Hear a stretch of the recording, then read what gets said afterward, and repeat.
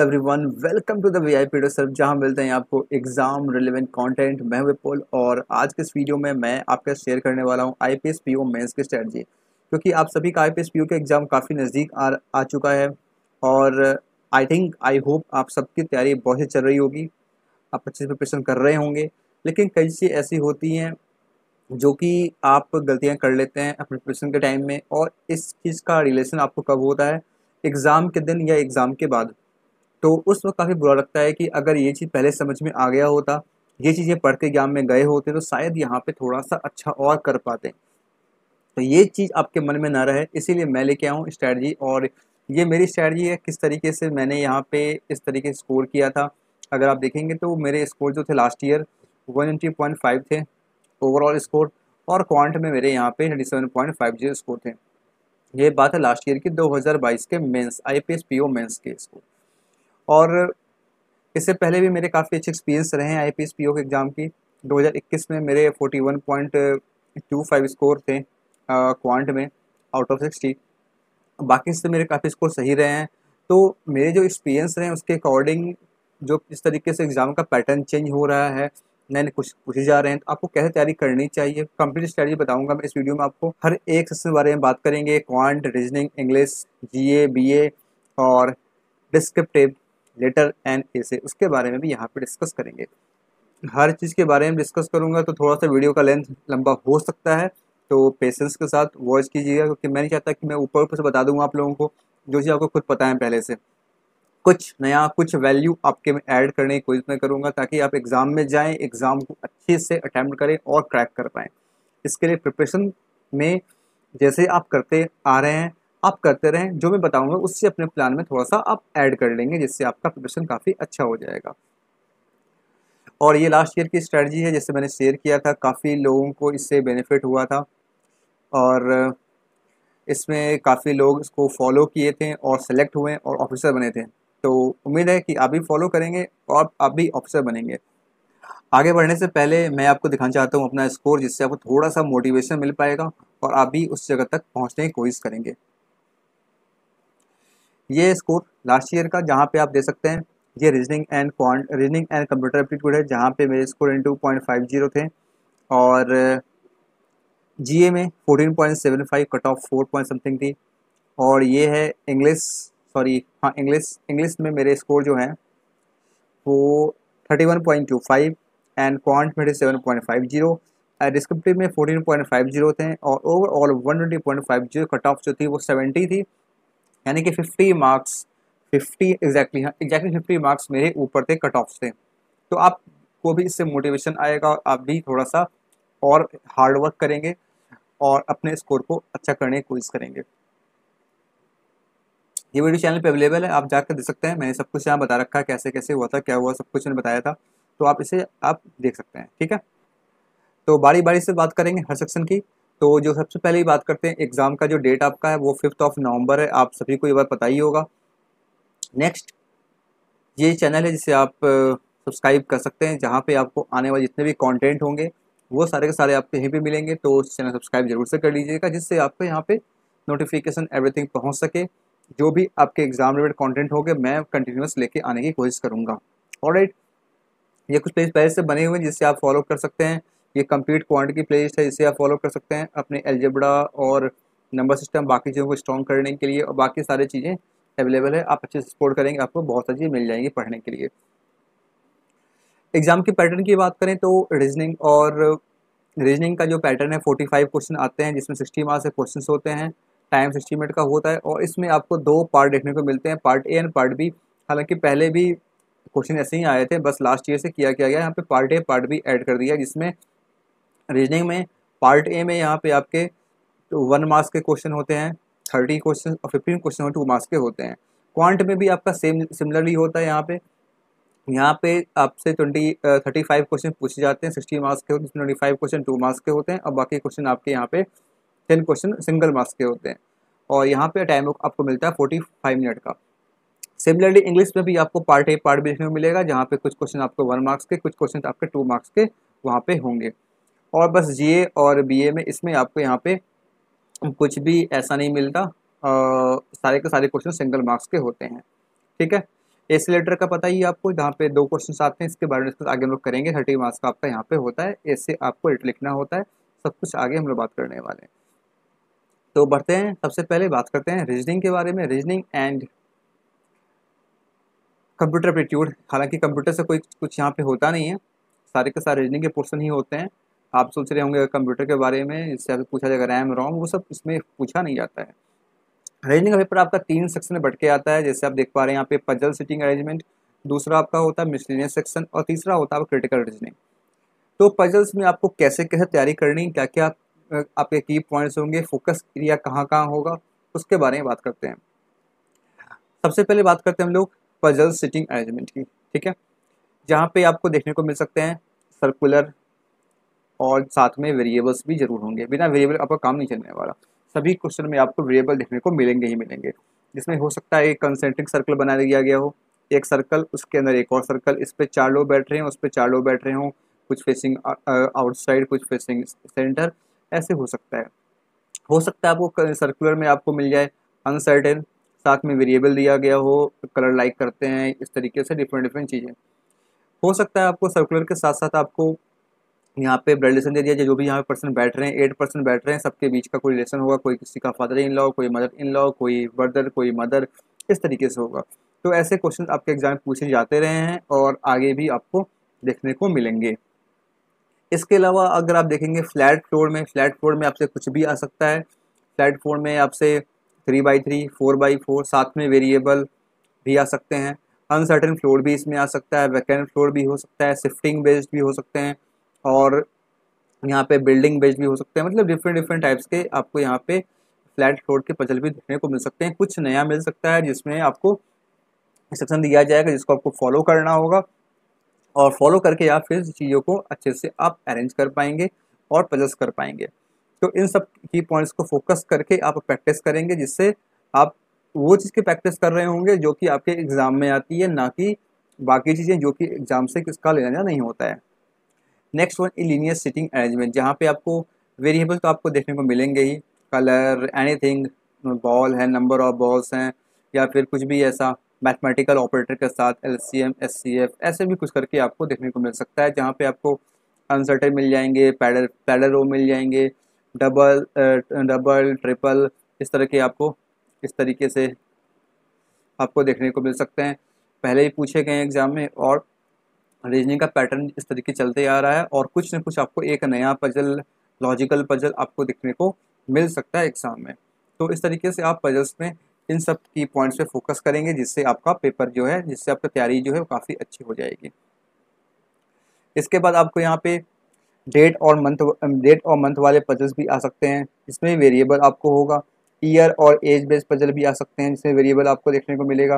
Designation based, जिसमें PO, assistant manager, ABM, BM, GM, AGM, इस तरीके दिया जाता है। उसमें आपको एज के बारे में, उसमें भी आपको ब्लड रिलेशन, ये सारी चीज़ें आपको देखने को मिल सकती है। तो इस टाइप के पजल्स की आप खूब प्रैक्टिस करेंगे, और कैसे करना है, क्या करना है, क्या पढ़ना है, इसके बारे में बात करेंगे। बॉक्स पे पजल भी आपको देखने को मिल सकते हैं, और वहाँ भी आपको काफ़ी नई चीज़ें देखने को मिल सकती है। ऐसे पजल्स जो कि आपने कहीं पहले सॉल्व नहीं किया है, वैसे भी आपको यहाँ पे देखने को मिल सकते हैं। तो हमेशा तैयार रहें किसी भी नई चीज़ों को समझने के लिए। तो अपने अंदर एक कैपेसिटी आपको बिल्ड करनी पड़ेगी कि आप किसी भी चीज़ों को पढ़ के, नई चीज़ पढ़ के आप समझ सकते हैं, और आप उससे अटेम्प्ट कर सकते हैं, ठीक है। नेक्स्ट बात करते हैं यहाँ पे क्रिटिकल रीजनिंग की। क्रिटिकल रीजनिंग का जो पोर्शन होगा, जिसमें आपको एजम्पशन, कंक्लूजन वाले क्वेश्चन आते हैं, कोर्स ऑफ एक्शन वाले क्वेश्चन आते हैं, इनफ्रेंस बेस्ड क्वेश्चन आते हैं, डिसीजन मेकिंग वाले क्वेश्चन आते हैं, जिसमें आपको एजम्पशन और कंक्लूजन वाले क्वेश्चन और इनफ्रेंस बेस्ड क्वेश्चन, ये 2 क्वेश्चन जो आपको हैं वो आपको ज़्यादा देखने को मिलेंगे, ठीक है। तो नेक्स्ट बात करते हैं हम लोग मिसलेनियस सेक्शन की। मिसलेनियस में आपको जितनी भी चीज़ आप पढ़ते आ रहे हैं, जो भी आप प्रीलिम्स में देखते हैं, सारी की सारी चीज़ देखने को मिलेगी, लेकिन नॉर्मल नहीं, सभी में आपको क्या मिलेंगे, कोडेड, हैश, स्टार, एट, इन सब के सिंबल्स का यूज़ किया जाएगा। ब्लड रिलेशन में, रिएक्शंस में, इनक्वालिटी में, हर जगह आपको कोडिंग का यूज़ किया जाएगा। रिवर्स साइकोलॉजिज्म आपको देखने को मिल सकते हैं, और कोडेड साइलॉग भी आपको देखने को मिल सकते हैं। Coded fill in the blanks वाले साइलोगिज्म जो कि पूछे गए हैं, और मैच द कॉलम वाले साइलोगिज्म आपको 2 कॉलम बना कर दिया जाएगा, एक में आपको दिया जाएगा स्टेटमेंट, एक में दिया जाएगा कंक्लूजन, आपको फिर वहाँ से मैच करना होगा। तो ऐसे क्वेश्चन की आप प्रैक्टिस करेंगे। डेटा स्ट्रक्चर के क्वेश्चन आपको देखने को मिलेंगे जहाँ पे पजल्स हो सकता है, कोडिंग रिकोडिंग हो सकती है, कुछ भी आपको यहाँ पे देखने को मिल सकता है। नेक्स्ट आपको इनपुट आउटपुट में मिल जाएंगे इनपुट आउटपुट वाले क्वेश्चन और स्टेप एंड रूल बेस्ड वाले क्वेश्चन, जिसमें आपको स्टेप दिया जाता है और लिखा जाता है कि फर्स्ट स्टेप आपको ये करना है, सेकंड में ये करना है, जैसे से दिया गया वैसे वैसे आपको फॉलो करके उसको अरेंज करना होता है और फिर आपके वो जो भी सिक्वेंस वो बनाने की कोशिश कर रहा होता है वो आपका फॉर्म हो जाता है, फिर से क्वेश्चन पूछे जाते हैं। तो ये सारी चीज़ें आपको ध्यान में रखनी होगी। न्यू टाइप के पजल्स भी आ सकते हैं, न्यू टाइप के क्वेश्चंस पजल कुछ भी आपको देखने को, जैसे कि आपने देखा होगा लाइट ब्लिंक वाले क्वेश्चन आए थे, मैट्रिक्स वाले क्वेश्चन आए थे, या फिर ऐसे कोई भी नई चीज़ आपको देखने को मिल सकती है। और नई चीज़ जब भी आती है वो हमेशा डुएबल होती है, बस फ़र्क ये होता है कि वहाँ पे आपको अच्छे से पढ़ के इंस्ट्रक्शन आपको फॉलो करना होता है। अगर आप पढ़ के समझ पा रहे हैं और फॉलो कर पा रहे हैं तो वो पजल्स जो भी आपके क्वेश्चन आते हैं नए टाइप के वो आपके आसानी से हो जाते हैं। ठीक है, ट्रेडिशनल क्वेश्चन जो होते हैं सर्कुलर रेक्टेंगुलर इस तरह के क्वेश्चन जो आते हैं पजल्स में वो थोड़े से टिपिकल आते हैं, क्योंकि वो चीज़ें हम लोग पहले से करते आ रहे हैं तो वो एग्जाम में उसे टफ बना कर देता है और हम लोग वही चीज़ करने जाते हैं एग्जाम में। तो नई चीज़ों की प्रैक्टिस करें और इन सब चीज़ को फॉलो करेंगे तो आपका जो यहाँ पे जो पेपर बन के आएगा उसे आप अच्छे से कर पाएंगे। और क्वेश्चन के अरेंजमेंट की बात करें कितने कितने क्वेश्चन आपको देखने को मिल सकते हैं। सेटिंग पजल से आपको 25 क्वेश्चन के आसपास, और उसके बाद आपके क्रिटिकल रीजनिंग से आपको 6 से 7 8 क्वेश्चन के आसपास आपको देखने को मिल सकते हैं। और वहीं अगर बात करें मिसलेनियस क्वेश्चन की तो यहाँ पे भी आपको 15 to 18 मार्क्स के क्वेश्चन आपको देखने को मिल सकते हैं। अब बात रही इनकी तैयारी करें कैसे, क्या क्या करना है हमें। जैसे आप करते आ रहे हैं वो चीज़ फॉलो करते रहेंगे, लेकिन जो चीज़ मैं बता रहा हूँ उसे आप अपने मेनू में ऐड कर लेंगे। सबसे पहली चीज़, अगर आपने सॉल्व नहीं किया है 2019 से लेकर 2022 तक के प्रीवियस ईयर क्वेश्चन जरूर सॉल्व करें, जहाँ से भी अरेंज करें सॉल्व करें, यूट्यूब पे अवेलेबल है और पीडीएफ भी आपको मिल जाएगा, सॉल्व करें। इसके बाद पजल्स जो जो मैंने पजल्स बताए हैं उन सब पजल्स की प्रैक्टिस करें डेली। 3-4 पजल्स जरूर से प्रैक्टिस करें डेली, जितनी आपकी कैपेसिटी उसके अकॉर्डिंग आप प्रैक्टिस करें। और मॉक, मैं कहूँगा कि मॉक आप टाइम मैनेजर कोई सीन यहाँ पे ज़्यादा है नहीं, लेकिन फिर भी आप वीक में 1-2 मॉक दे सकते हैं। बहुत ज़्यादा मॉक पर डिपेंड ना रहें। मॉक में भी अगर मॉक आप दे रहे हैं तो मॉक में सिलेक्टिव रहें, वैसे ही क्वेश्चन को करें जैसे क्वेश्चन मैंने बताए हैं, जैसे क्वेश्चन आपके एग्जाम में आते हैं। बेफालतू के लंबे लंबे पजल्स को करने का कोई सेंस बनता नहीं है, वैसे कुछ एग्जाम में आते भी नहीं है। जैसे आते हैं जो मैंने बताया है वैसे आपको दिख रहे हैं तो आप जरूर अटेम्प्ट करें, अदरवाइज आप ज़्यादा मॉक पे फोकस ना करें। ठीक है, क्रिटिकल रीजनिंग अगर आपने अब तक पढ़ लिया है अच्छे से तो इसकी प्रैक्टिस करें, क्वेश्चन सॉल्व करें, जिससे आपको कॉन्फिडेंस आएगा और एग्जाम में अटेंड कर पाएंगे। अगर नहीं पढ़ा है आपने अब तक तो आपकी इच्छा है, आप टाइम है तो आप नया सीख सकते हैं और इसकी प्रैक्टिस कर सकते हैं, अदरवाइज आप देख ले अपने हिसाब से यहाँ पे कर सकते हैं। ठीक है, ये सब चीज़ करें फॉलो और आपका रीजनिंग जो है काफ़ी अच्छे से तैयार हो जाएगा। और रीजनिंग में बताऊँ आपको 18 के आसपास 18 से 20 मार्क्स के क्वेश्चंस आपको मिल जाते हैं, जो कि आते हैं मिसलेनियस क्वेश्चन। 17-18 मार्क्स के क्वेश्चन आपको मिल जाते हैं। उसके बाद आपके होते हैं क्रिटिकल रीजनिंग से 7-8 क्वेश्चन, जो कि आपके करीब करीब 10 से 12 मार्क्स के यहाँ पे कवर करते हैं। क्रिटिकल रीजनिंग, CR, ये पजल्स, और सॉरी नॉट पजल, ये आपके मिसलेनियस क्वेश्चन। इसके अलावा आपको पजल्स आते हैं, तो आप अगर पजल्स में से 1-2 पजल भी कर लेते हैं सही से तो आपके स्कोर रीजनिंग में काफ़ी अच्छे हो जाएंगे। लेकिन टाइम का ही बाउंडेशन होता है, तो अच्छे से प्रैक्टिस करेंगे तभी आप वहाँ पे कर पाएंगे। ऑलराइट, अगर कोई डाउट्स रह गया हो रीजनिंग से रिलेटेड तो आप नीचे कमेंट में से पूछ लीजिएगा, आई विल डेफिनेटली रिप्लाई। ठीक है, आगे बढ़ते हैं नेक्स्ट सेक्शन की तरफ। नेक्स्ट है इंग्लिश लैंग्वेज। इंग्लिश लैंग्वेज एक ऐसा सेक्शन है जो कि आपके पेपर का सबसे आसान सेक्शन होता है। जैसा देखा गया है लास्ट के 2 3 साल से रीजनिंग का पेपर हमेशा कांस्टेंट सही रहता है और बाकी से कंपैरिजन में ये कंपैरेटिवली काफ़ी आसान होता है। तो क्या क्या करना है, कैसे करना है, इसके बन जाने हैं लोग। सबसे पहले आपको रीडिंग कॉम्प्रिहेंशन के आपको देखने को मिलेंगे, कम से कम 2 पैसेज आपको देखने को मिल जाएंगे, 2 से 3 पैसेज मिल जाएंगे देखने को, जिसमें आपको वोकैब पूछे जा सकते हैं, tone of the passage, influence based question, title search करने के लिए पूछ सकता है आपसे। इसमें आपको कहीं ना कहीं मार्क कर देगा 1 2 3, उसमें पूछ लेगा एयर फाइंड करने के लिए, फिलर्स करवा सकता है आपसे। ये सारी चीज़ें आपको पैसेज के फॉर्म में आती है। लास्ट ईयर आपको देखने को मिला था पैराग्राफ 1 पैराग्राफ 2 का दिया गया था, वैसे भी आपको आ सकते हैं। और क्वेश्चन में आपको कोट का किया जाएगा कि पैराग्राफ 1 में जो बताया गया है उसके अकॉर्डिंग इसमें से कौन सा आंसर सही हो सकता है, ऑप्शन सही हो सकता है।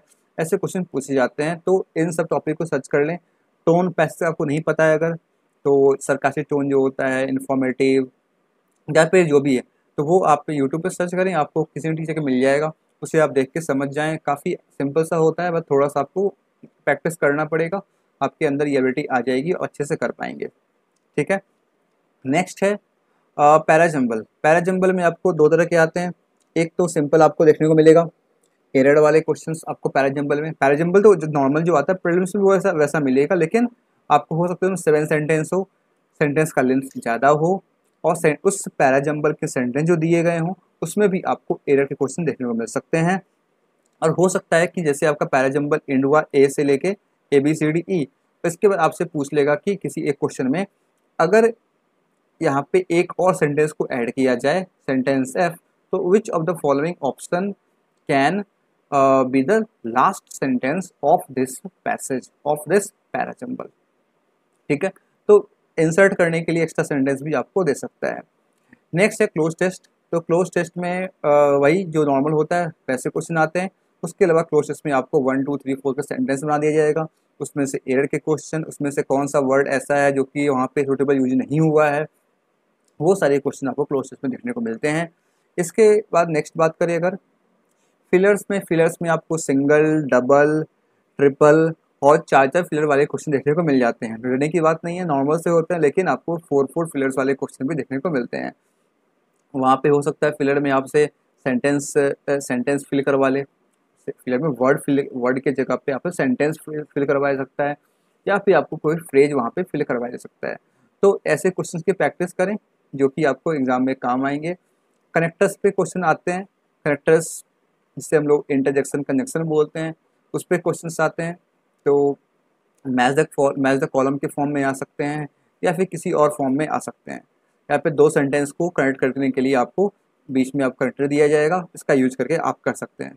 और वहाँ पे आपको मल्टीपल ऑप्शंस होंगे, A B, only A B, all ABCD, इस तरीके से आपको ऑप्शन देखने को मिलेंगे। उसके बाद वर्ड स्वैप के क्वेश्चन, वर्ड को स्वैप करना हो सकता है आपको वहाँ पे फ्रेज को स्वैप करने के लिए भी क्वेश्चन में आ जाए। ठीक है, सेंटेंस स्वैप करने के लिए एक पैराग्राफ दे दिया गया, उसमें से ABCD कर देगा सेंटेंस को और बोलेगा सेंटेंस को आपसे स्वैप करवा लेगा, आगे पीछे करवा लेगा। तो ऐसे क्वेश्चन आपको देखने को मिल सकते हैं। अब इन सब की तैयारी करें कैसे, तो सिंपल है, जैसे ही पढ़ते यार इंग्लिश की प्रैक्टिस करें। इंग्लिश को जो पूरा पेपर आपका इंग्लिश का होता है वो आपके रीडिंग और अंडरस्टैंडिंग पे बेस्ड होता है, तो ज़्यादा आपको रीडिंग की प्रैक्टिस करनी होगी और उससे अंडरस्टैंड करने की, कॉम्प्रीहेंड करने की प्रैक्टिस होनी चाहिए, तो आप इंग्लिश में अच्छा कर पाएंगे। लास्ट 3 ईयर के अगर PY सॉल्व नहीं किए तो वो आप एक बार अच्छे से कर लेंगे। रीडिंग हैबिट डेवलप करें, डेली रीड करने की कोशिश करें। जहाँ से करना चाहते हैं न्यूज़पेपर का आप सहारा ले सकते हैं, न्यूज़पेपर, एडिटोरियल, इसके अलावा आर्टिकल्स, करंट अफेयर्स में आप पढ़ें, वहाँ से आपको आर्टिकल्स मिल जाएंगी।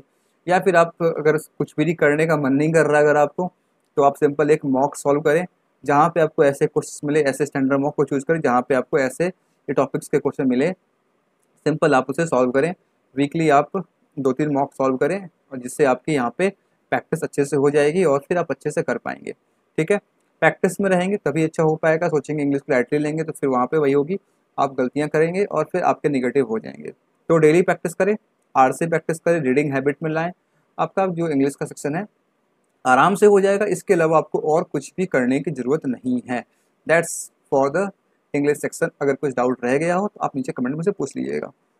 नेक्स्ट बात करते हैं हम लोग अब most important, data interpretation and data analysis, जो कि आपका पेपर होता है, जनरली लोग क्वांट बोल देते हैं, वही है DI एंड DA। तो इसमें कैसे कैसे क्वेश्चंस आएंगे और इसके बारे में काफ़ी डीप डिस्कस करने वाले हैं हम लोग यहाँ पे। चलो, सबसे इम्पॉर्टेंट चीज़ लॉजिकल DI जो आते हैं आपके सामने वो कैसे कैसे हो सकते हैं और आजकल का ट्रेंडिंग क्या चल रहा है। लॉजिकल DI आपको एग्जाम में देखने मिल सकती है और वो किसी भी फॉर्म में हो सकती है, टेबल के फॉर्म में, पाई के फॉर्म में, कैसलेट, स्कैटर, फनल, बबल, कैंडलस्टिक, या फिर कोई भी अर्थमेटिक बेस भी हो सकती है। लेकिन आपको ध्यान ये रखना है, आजकल का ट्रेंड जो चल रहा है लास्ट टू ईयर्स देखा जाए, 21-22 को देखा जाए, तो ये सब जो क्वेश्चंस आते हैं, ये जो स्पेशल चार्ट जो होते हैं, स्कैटर, फनल, बबल, ये सारे अब पूछने थोड़े से बंद कर दिए हैं। अब इसका मतलब ये नहीं है कि इस बार आपको पूछा नहीं जाएगा, हो सकता है पूछा जाए, लेकिन आपको करना क्या है ना, आपको इन चार्ट को रीड करने एटलीस्ट आना चाहिए। एटलीस्ट इन चार्ट को स्कैटर फनल जो भी है, या फिर और क्या क्या उसमें होता है, सन बस डी आई, ये सबको रीड करने आना चाहिए, ताकि अगर एग्जाम में आ जाए तो कम से कम आप उसे अंडरस्टैंड कर सकें। ठीक है, वैसे थोड़ा सा अब ये पूछा कम जा रहा है। ठीक है, लॉजिकल डी आई भी आपको एग्जाम में 1 से 2 डी आई आपको देखने को मिल जाएगी, ज़्यादा आपको बहुत ज़्यादा नहीं मिलेगी, सारे के सारे लॉजिकल डी आप नहीं मिलेंगे। अर्थमेटिक बेस्ड पेपर थोड़ा सा हो चुका है। अर्थमेटिक में आपको, अर्थमेटिक डी आई में आपको किसी भी अर्थमेटिक टॉपिक पे, जो कि मैंने यहाँ लिख रखा है, S I C I, time distance, partnership, mensuration, profit loss, quality, इस पे आपको क्वेश्चन देखने को मिलेंगे। 2-3 क्वेश्चन के डीआई आपको मिलेगी, 3 क्वेश्चन की डीआई मिलेगी, जिससे आपको 3-4 टॉपिक के वो टेस्ट करवा लेगा। पहले ही पूछे गए हैं मेंसुरेशन के ऊपर, पार्टनरशिप के ऊपर, वेरिएबल बेस्ड हर जगह आपको एल्जेब्रिक चीज़ें देखने को मिलेगी। एल्जेब्रा सॉल्व करना अगर जानते हैं अच्छे से तो आप यहाँ पे कर पाएंगे। ठीक है, तो डीआई में आपको ऐसी डीआई कैसलेट के फॉर्म में, वेन डायग्राम फॉर्म, किसी भी फॉर्म में आपको देखने को मिलती है। आपको हर एक चीज़ आपको कम से कम समझने आना चाहिए, और लॉजिक अपने आपको, अपने लॉजिक को आपको बिल्ड करना पड़ेगा, ताकि आप चीज़ों को अच्छे से कॉम्प्रीहेंड कर पाएँ, समझ पाएँ। टेस्ट कैलकुलेशन का पार्ट आपका यहाँ पे होगा नहीं, क्योंकि आईपीएस पीओ के मेंस एग्जाम में कैलकुलेशन पूछा जाती नहीं है। वहाँ पे वो चेक करते हैं आपके एनालिटिकल पावर को, कितना आप एनालिसिस कर पा रहे हैं, और कितना आप उसे कॉम्प्रीहेंड कर पा रहे हैं, आपके कॉन्सेप्ट कितने क्लियर हैं हर चीज़ के, वो चीज़ें आपको यहाँ पे चेक की जाएगी। इसके बाद अगर बात करें इधर नंबर सीरीज हर साल पूछे जा रहे हैं, और नए नए टाइप के क्वेश्चन पूछे जा रहे हैं। कहीं पे वो पावर का यूज कर रहा है, x+5 y z, इस तरीके से लेके आ रहा है। उसमें भी और भी चीज़ें वो अप्लाई कर रहा है बीच में, वहाँ पे नंबर सीरीज के बीच में वो AP GP इन सब का कॉन्सेप्ट को यूज कर रहा है, परसेंटेज के कॉन्सेप्ट को यूज कर रहा है, नई चीज़ें लेके आ रहा है। तो नंबर सीरीज के क्वेश्चन पूछे जा रहे हैं, और इस पे फोकस करना बहुत ज़रूरी है, क्योंकि डीआई कर पाना, हर एक डीआई को सॉल्व कर पाना टाइम फ्रेम में पॉसिबल नहीं होता है। छोटे क्वेश्चन जो होते हैं like number series, quadratic equation, number system question, ये सब चीज़ें आप तेज़ी से कर पाते हैं, और कम समय में अधिक क्वेश्चन कर पाते हैं। डीआई में समय ज़्यादा लगता है, और ज़रूरी नहीं है कि आपका क्रैक हो ही जाए, हो भी गया ज़रूरी नहीं सारे क्वेश्चन आप कर ही पाओगे। इसलिए नंबर सीरीज पे, अलजेब्रा पे, इन सब पे आपको सबसे ज़्यादा फोकस करना चाहिए। अलजेब्रा की बात करें, अलजेब्रा में क्वाड्रेटिक इक्वेशन जो स्टैंडर्ड होते हैं वो, उसके अलावा sum of root, product of root पे बेस्ड क्वेश्चन, रूट से रिलेटेड क्वेश्चन, क्यूबिक इक्वेशन वाले क्वेश्चन, लीनियर इक्वेशन वाले क्वेश्चन, ऐसे क्वेश्चन आपको देखने को मिलेंगे। अलजेब्रा मैंने पूरा करवा रखा है, तो वहाँ से जाकर के आप उसे कंप्लीट कर सकते हैं, और उसके अलावा आपको कुछ भी करने जरूरत नहीं पड़ेगी, वहीं से सारे के सारे क्वेश्चन, सारे कॉन्सेप्ट आप वहीं पर सीख पाएंगे। ठीक है, नंबर सिस्टम की बात, नंबर सिस्टम आपको कोई भी चीज़ जो भी यहाँ पे लिखी गई है, LCM, HCF, AP, GP, unit, remainder, multiple, factor, divisibility, indices, surds, ये चीज़ें आपको डायरेक्ट कभी भी नहीं पूछी जाएगी। हमेशा वो चीज़ों को घुमा करके किसी और फॉर्म में उसके एप्लीकेशन को वो करवाएगा।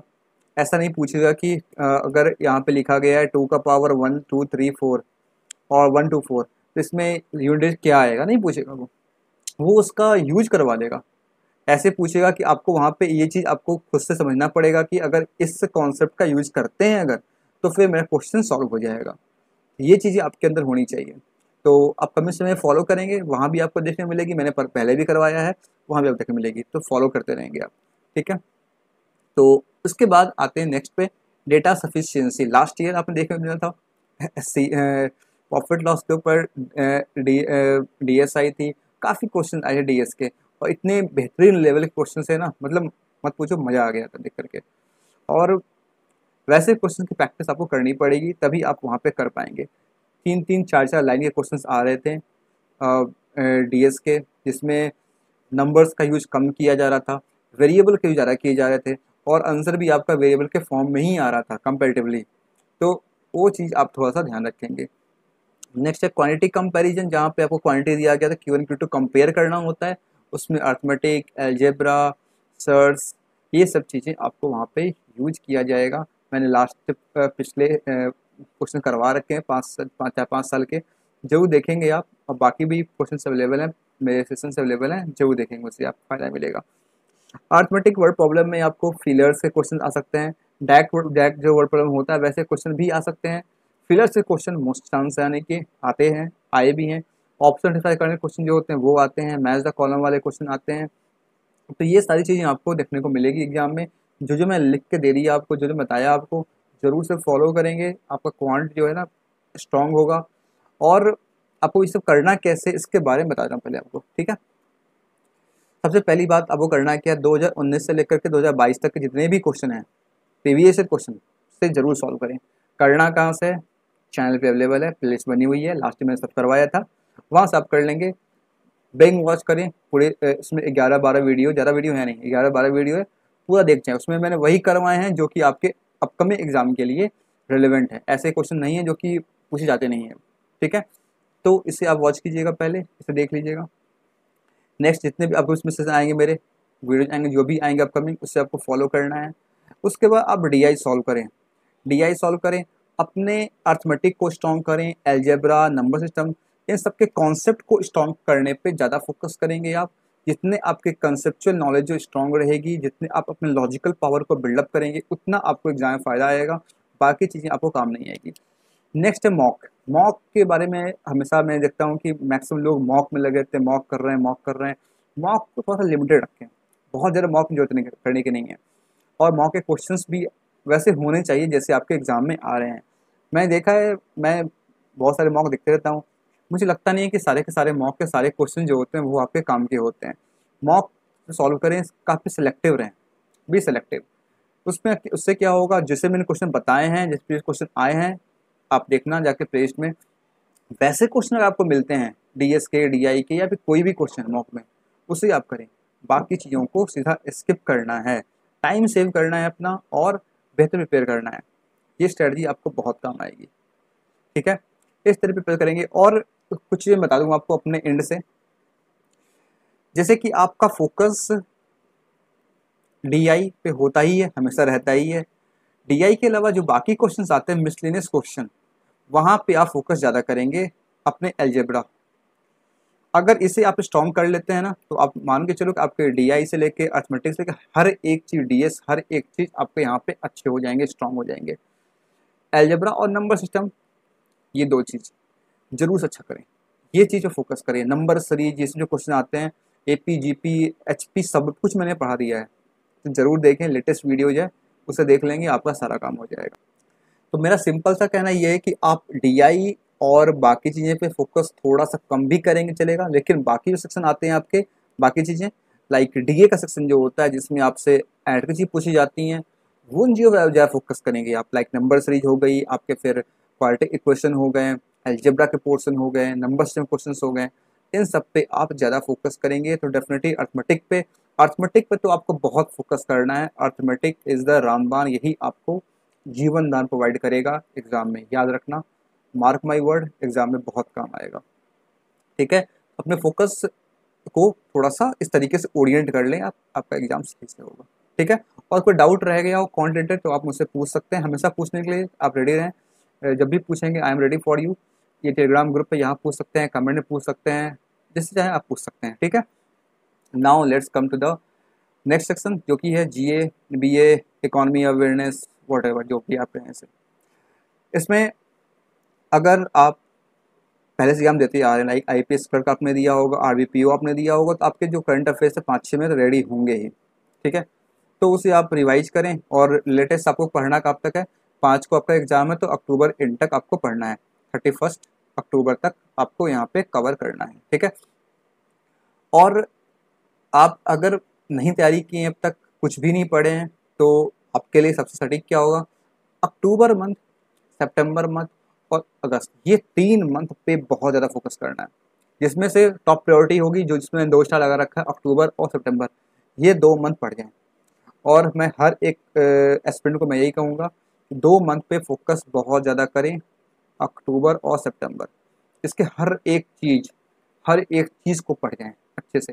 और पढ़ने के साथ साथ इसकी आप मल्टीपल रिवीजन करें, rather than covering all the previous month. You must have to focus, you must have to do multiple revision. Multiple revision से क्या होगा, रिटेंशन बढ़ेगा, रिटेंशन बढ़ने से क्या होगा, एग्जाम में चीज़ आपको याद रहेंगी, और फिर एग्जाम में जैसे क्वेश्चन पढ़ेंगे आपको सीधा आंसर आपके माइंड में स्ट्राइक होगा, ना कि ये कन्फ्यूजन होगा कि 1 लगाएं या 2 लगाएं या 3 या 4 या फिर सब का सब लगा दें। और फोकस कहाँ का करना है वो मैं बता दूँ आपको फटाफट से। बैंकिंग न्यूज, बैंकिंग अवेयरनेस जो होते हैं उस पर फोकस करेंगे बहुत ज़्यादा, बहुत ज़्यादा। नेशनल इवेंट्स, इंटरनेशनल इवेंट्स जो रहे हैं, स्टेट इवेंट्स, स्टेट न्यूज, इस पर फोकस करेंगे। गवर्नमेंट स्कीम से आपको 5-7 क्वेश्चन आपको देखने को मिल जाएगी। और गवर्नमेंट स्कीम कवर कैसे करना है, बिल्कुल डीप में उस स्कीम के हर एक पॉइंट को कवर करना है। कौन से करें, स्कीम तो बहुत सारी हैं। 2014 से जो स्कीम लॉन्च होनी शुरू हुई, लॉन्च होती गई, आज भी हो रही हैं। फोकस किस पे करना है, जो भी ऐसी स्कीम है जिसमें रिसेंट डेवलपमेंट हुआ है, कोई नई स्कीम लॉन्च हुई है, उन सारी स्कीम पे आपको फोकस करना है। तो जो पुरानी स्कीम है 2014 की, 15 की, क्या वो ज्ञान में नहीं आएगी, आएगी। उसमें अगर कुछ भी रिसेंट अपडेट हुए हैं तो वो आपसे पूछे जाएंगे। स्कीम के हर एक पॉइंट के बारे में, एलिजिबिलिटी या फिर उसमें स्कीम में क्या बेनिफिट मिल रहा है, ये कौन सी स्कीम है, सेंटर सेक्टर स्कीम है, स्पॉन्सर्ड स्कीम है, कितना आउटले रहा है, अगर बजट में कुछ भी ऐसा ऐसा अनाउंसमेंट हुआ है, इसके बारे में आप फोकस करेंगे। स्कीम पे बहुत अच्छे से पढ़ेंगे, ठीक है। नोट्स बनाएंगे अच्छे से, वहाँ से पढ़ेंगे, जो बहुत फ़ायदा मिलेगा आपका। इसके बाद जो भी कमेटी फॉर्म होती है, जो गवर्नमेंट ऑफ इंडिया ने कमेटी फॉर्म किया है, आरबीआई ने किया है, सेबी ने किया है, अभी ऐसे भी कोई रेगुलेटरी बॉडी है जिसने यहाँ पे किया है, इरडाई ने किया है, तो वो सारी चीज़ आपके यहाँ पे काफ़ी इंपॉर्टेंट हो जाएंगी। उसमें कमेटी के कौन चेयरमैन हैं, कितने मेंबर्स हैं, कमेटी क्यों बनाई गई है, ये सारी चीज़ आपको पढ़ना है। रैंक इंडेक्स से क्वेश्चन काफ़ी देखने को मिलते हैं। रैंक इंडेक्स से रिपोर्ट से काफ़ी डीप क्वेश्चन आते हैं। अब आपसे नहीं पूछा जाता है रैंक 1 कौन है या फिर इंडिया का रैंक क्या है, आपसे पूछा जाता है इनमें से कौन सी कंट्री है जो कि टॉप 10 में नहीं है। ऐसे क्वेश्चन आते हैं, तो इसके लिए आपको बहुत ज़्यादा डीप पढ़ना पड़ेगा और ज़्यादा आपको रिवाइज करना पड़ेगा, तभी आप इसे याद रख पाएंगे। इसके बाद आरबीआई, सेबी या फिर ऐसे कोई भी गाइडलाइंस आए हैं, सर्कुलर आए हैं इन सब बड़े ऑर्गेनाइजेशंस के, तो उसे आप पढ़ेंगे, जिससे आपको क्वेश्चन बहुत सारे मिलेंगे। ऐसे क्वेश्चन नहीं मिलेगा ऑनलाइन क्वेश्चन, आपको बड़े बड़े क्वेश्चन मिलेंगे।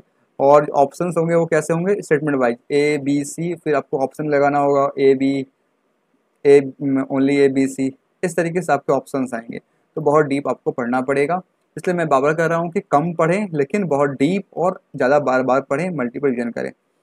ऐप्स एंड पोर्टल बैंक वैंक के जो आते रहते हैं या फिर गवर्नमेंट ऑफ इंडिया लॉन्च करते रहती है, उन सब के बारे में पढ़ेंगे, किस स्टेट का है, क्या बेनिफिट है, क्यों लॉन्च किया गया है, सब कुछ।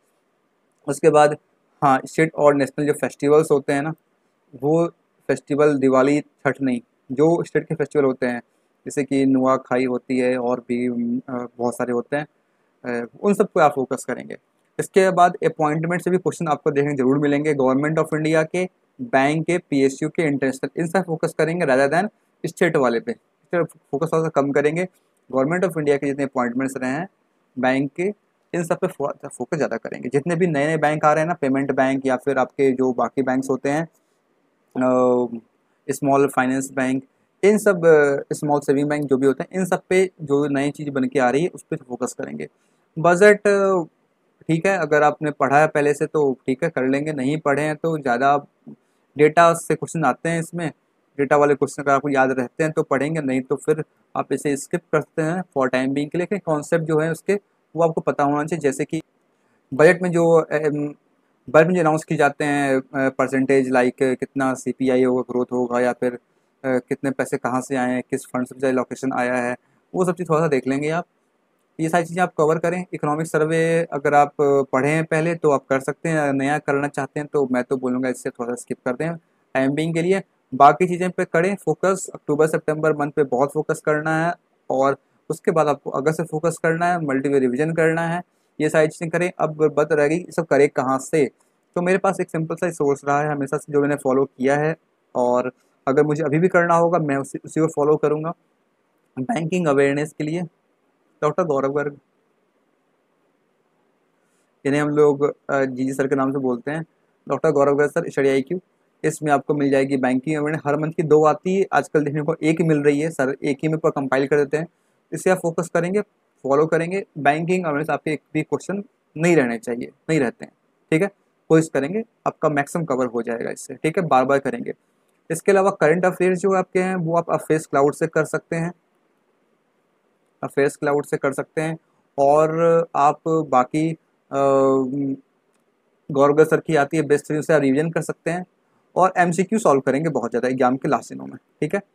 इन सब फोकस करेंगे, आपका एग्जाम जो है मतलब तैयारी अच्छे से हो जाएगी। गवर्नमेंट स्कीम ये सब आपको करेक्ट करना पड़ेगा, अफेयर्स क्लाउड की आती है, वहाँ से आप पढ़ सकते हैं। आप जैसे जैसे आपको मिले करंट अफेयर्स में, वहाँ से आप कर करके पढ़ सकते हैं, ठीक है। तो इससे फोकस करेंगे, आपको थोड़ा सा फ़ायदा मिल जाएगा इसका। तो अब बात करते हैं नेक्स्ट, जो मैंने बताई दी ये सारी चीज़ें मैंने आपको बता ही दी। नेक्स्ट सेक्शन पे आते हैं हम लोग, जो कि है next descriptive section. Descriptive section में है लेटर और एसे राइटिंग, दो चीज़ आपको आती हैं। लेटर राइटिंग 10 मार्क्स की होती है और एसे आपके 15 मार्क्स के होते हैं। कुल मिला के आपको 25 मार्क्स का क्वेश्चन होता है। समय आपके पास होता है 30 मिनट का समय, ठीक है। लेटर आपको लिखना होता है, लास्ट ईयर काफ़ी क्लियर कर दिया गया IAPS तरफ से। लास्ट ईयर IAPS ने काफ़ी क्लियर कर दिया कि लेटर आपको लिखना है वो 150 से लेकर के 200 वर्ड के बीच में लिखना है, इससे एक्सीड नहीं होना। आए थे, मैंने उसकी वीडियो बना दी थी एग्जाम के सेम डे 26 नवंबर को ही, तो उस वीडियो आपको देख लेंगे, आपको पता चल जाए कैसे कैसे क्वेश्चन आए थे और एग्जैक्ट इंटरफेस एवरीथिंग मैं डिस्कस किया था वहाँ पे। उस वीडियो का मैं लिंक कर दूंगा यहाँ पे आई बटन पे, आप देख लीजिएगा। लास्ट में 3 टॉपिक्स आई थी और इसमें से आपको किसी एक पे लिखना था। एसे राइटिंग में भी वही सेम, यहाँ पे आपको 250 से लेकर के 300 वर्ड के बीच में आपको लिखना था और इसमें 3 टॉपिक्स थी, इसमें आपको किसी एक पे आपको लिखना था, ठीक है। तो आप ऐसे राइटिंग के में कैसे करेंगे, मेरी वीडियो पहले से अवेलेबल है, मैंने खुद वहाँ पे टाइप करके लिख के दिखाया है कैसे लिखा जाता है, तो उस वीडियो को जरूर देख लीजिएगा। मैं लिंक आपको दे दूंगा नीचे कमेंट में या फिर कहीं भी मैं पिन कर दूंगा, तो उससे आप देख लीजिएगा, आपको आइडिया मिल जाएगा लिखते कैसे हैं, टाइप कैसे करते हैं, किन के बहुत ध्यान रखना होता है, सब कुछ मैंने बता रखा है। और जरूरत पड़ेगी तो मैं नेक्स्ट वीडियोज में कभी मैं उसे एक आपको बना के बता दूंगा कैसे कैसे करना होता है, ठीक है। और जहाँ तक बात है कंटेंट की, कैसे ऐसे को कैसे फोकस करें, तो जब आप करंट अफेयर्स पढ़ेंगे, गवर्नमेंट स्कीम पढ़ेंगे, जो भी आप आर्टिकल्स रीड करेंगे, वहाँ से चीज़ें आपके बिल्डअप होती जाएंगी। तो अगर आप रिसेंट चीज़ें पढ़ रहे हैं, न्यूज़पेपर पढ़ रहे हैं, एडिटोरियल पढ़ रहे हैं, एक्सपेंडेड वर्जन पढ़ रहे हैं, तो वहाँ पे आपको जो जो कंटेंट मिलेंगे उसको आपको थोड़ा सा इस वे में भी रखना है कि हम ऐसे लिखने जाएंगे एग्जाम में तो किस तरीके से वहाँ पे लिख सकते हैं।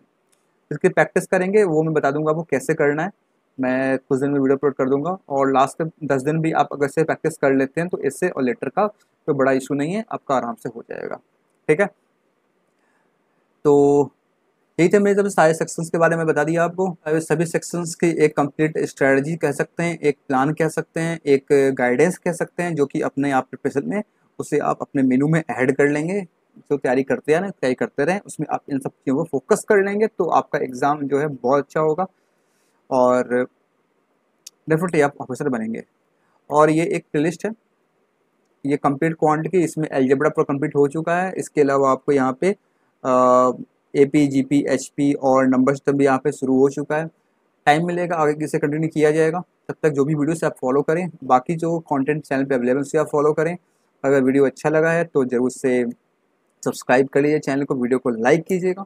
और ये कुछ हैंडल्स हैं, इससे आप फॉलो कर सकते हैं। कोई भी डाउट्स हो नीचे आप कमेंट में मुझसे पूछ सकते हैं। मिलते हैं फिर नेक्स्ट वीडियो में, क्लास में, क्वांट की क्लास